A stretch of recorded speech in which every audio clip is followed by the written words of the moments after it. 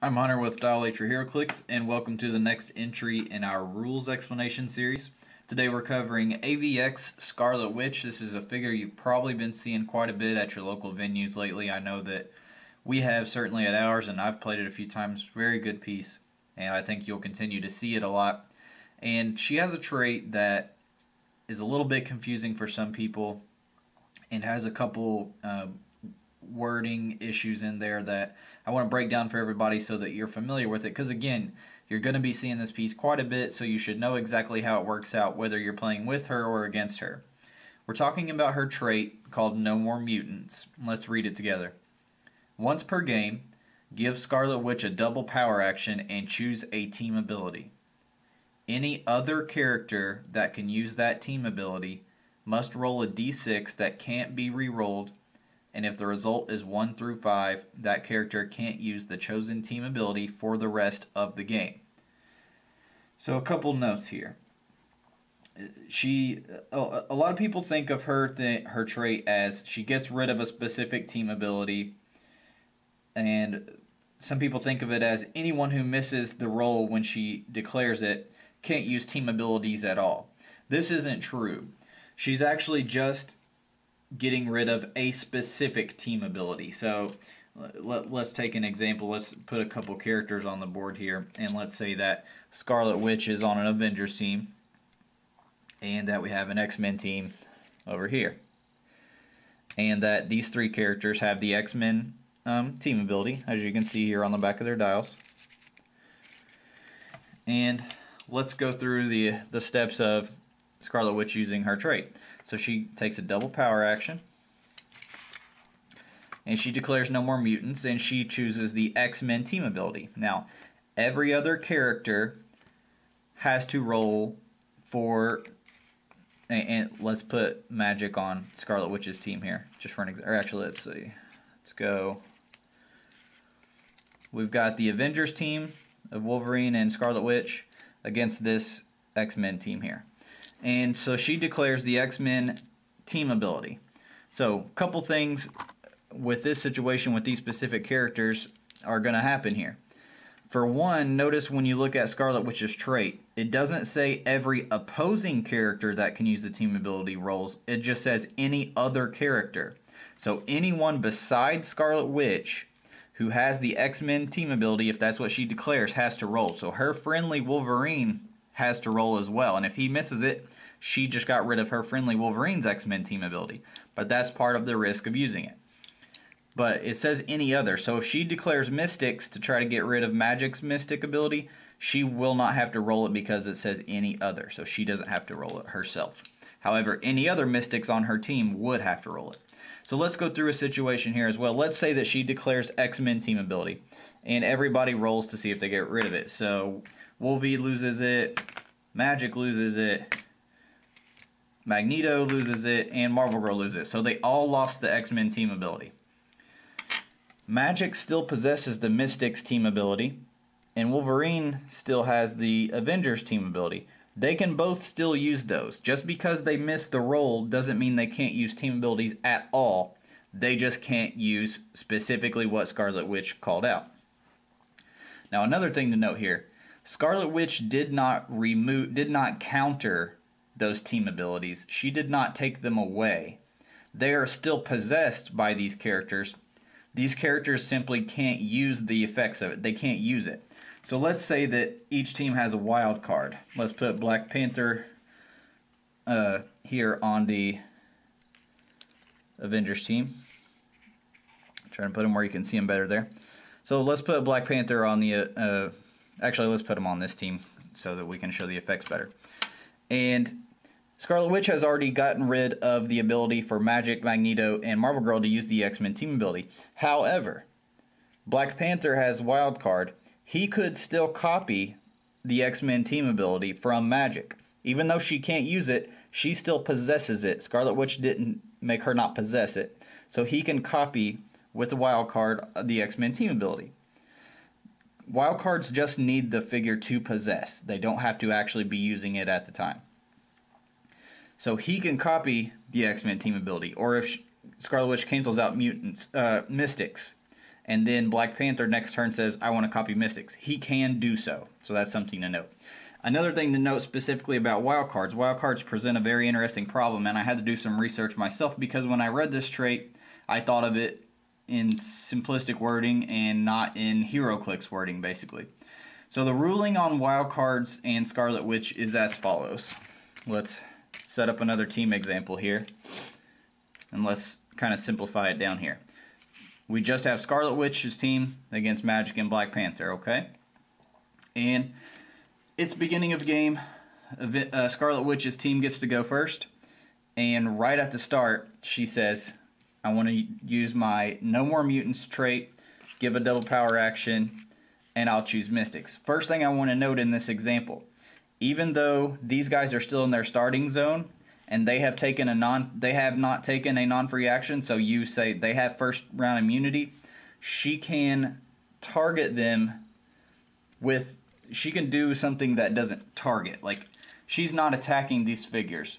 She is allowed to use her trait while these guys are in their starting round. Even if they have first round immunity, she is allowed to use the trait. So that's one thing I wanted to note real quick. Now, the next thing is, she's doing this on turn 1. Black Panther cannot currently use Mystics. Why? Because he hasn't declared he wants to copy and use Mystics. So at this moment, if Scarlet Witch uses No More Mutants and she calls out Mystics for the rolls, only Magic has to roll. Black Panther does not have to roll. So what you want to do if you're using Scarlet Witch is you want to wait until some point in the game where Black Panther says, I want to copy Mystics. But Black Panther is going to copy Mystics. Then when it's Scarlet Witch's turn, you say, I want a double power action. I want to choose Mystics. Now Black Panther has to roll because he can, at the time, he can use Mystics. So then he has to roll and he loses it. And now for the rest of the game, even though he still possesses Wildcard, he can copy X-Men, but he cannot copy Mystics anymore if she calls Mystics and he misses the roll. So I gave you the example of what I would do if I was using Scarlet Witch. As I said, I would wait till at some point in the game where Black Panther copies Mystics and then declare it. That'd be the best timing to do it. Let me tell you what I would do if I'm playing against Scarlet Witch. If I'm the Black Panther in the Magic team and she hasn't used her trait yet, then I'll go ahead and I will not copy Mystics until Scarlet Witch has given an action token. So until she moves up, or until she takes a shot and she has an action token. Then I will copy Mystics on this turn. And why would I do that? Because I have no threat of her taking it away, because it's a double power action. And she can't take a double power action if she has one token. So on this turn, I can copy Mystics safely and not have to worry about her getting rid of it. Now, let's say that she clears and passes to me. Now I'm going to copy something else. I'll copy X-Men. That way, if she does trigger her trait, she gets rid of X-Men and not Mystics, if Mystics is what I want to keep. So that's just something to keep in mind. Folks, pay attention to how many tokens Scarlet Witch has at all times and decide what you want to do with your wild cards. Play it safe so that you never give her a good opportunity to get rid of whatever team ability that you're most worried about keeping. Now, if Scarlet Witch wanted to, she could just simply say, No More Mutants, Spider-Man family, and then Black Panther, regardless, will not be able to he will no longer be able to take either Mystics or X-Men. But then Magic's getting to keep, her power. So just a couple things to keep in mind when you're playing with and against Scarlet Witch. Alright, let's set up another example here to answer a couple more final questions. One question I had was, can Scarlet Witch choose ATAs with her trait? Let's use, in this example, we have an X-Men team here with these three. We have an Avengers team over here. And Wolverine is using the X-Force ATA. Can Scarlet Witch declare the X-Force team ability on her trait? And the answer is yes, because additional team abilities are considered team abilities for all intents and purposes in the game. So when she declares the team ability, she can choose an ATA. All an ATA means is that you had to pay for it, and there were stipulations on keywords and all that. But as far as how it functions in game mechanics, it's the same as a team ability. Wild cards can copy an ATA as long as it says it's not uncopyable. So it functions exactly like a team ability. Another thing about her trait, the last line reads, that chosen team can't use that chosen team ability for the rest of the game. When we're talking about effects, and this isn't just going to apply to Scarlet Witch, she's just an example of this. If a character has a trait or a power that takes something away for a certain duration of time, it only lasts until that character is removed from the game. An example would be Bunker. Bunker uses his barrier trait. You know, his tokens are never removed from the battlefield. So if he uses barrier and he barriers around these figures, that barrier stays up there unless you destroy it. But if you kill Bunker, then those barriers are instantly gone. If Bunker's trait read for the rest of the game, you know, his markers, terrain markers, can't be removed for the rest of the game, then they would stay there. Or if it said, even if this figure is KO'd, then they would stay there. But because it has neither of those clauses, those little key phrases, I guess we'll call them, then they'll go away as soon as the figure dies. Now that's how most figures don't have a special clause that lets it last.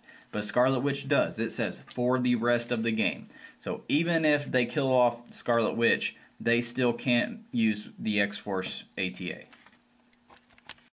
So in summation on Scarlet Witch's trait, no more mutants. She gets rid of a specific team ability, whether it's an ATA or a standard team ability, and anyone who can currently use it has to roll. And so for wild cards, we just have to remember that if the wild card is currently using it, then they do have to roll. If they have not copied it and are not currently using it, then they do not have to roll. And anyone, whether they're friendly or opposing, everyone except for Scarlet Witch who has the team ability has to roll. And even though the figure cannot use the team ability, that figure still technically possesses the team ability, so wild cards after that could still copy it from someone. Even though they can't use it, they can still copy it. And then we also want to note that her effects of that trait are going to last for the rest of the game, even if she is removed from the game, either being KO'd or something captured or anything else like that. So I hope this answers some of the minor questions about this figure that you're going to be seeing a whole lot more in the future of, because she's a really good, just solid figure. Even without that trait, for her point value, she's really good. Thanks for tuning in, and be sure to subscribe to our YouTube channel for weekly content, and catch our podcast, Dial H For Heroclix, every week on YouTube, iTunes, and Podbean.com.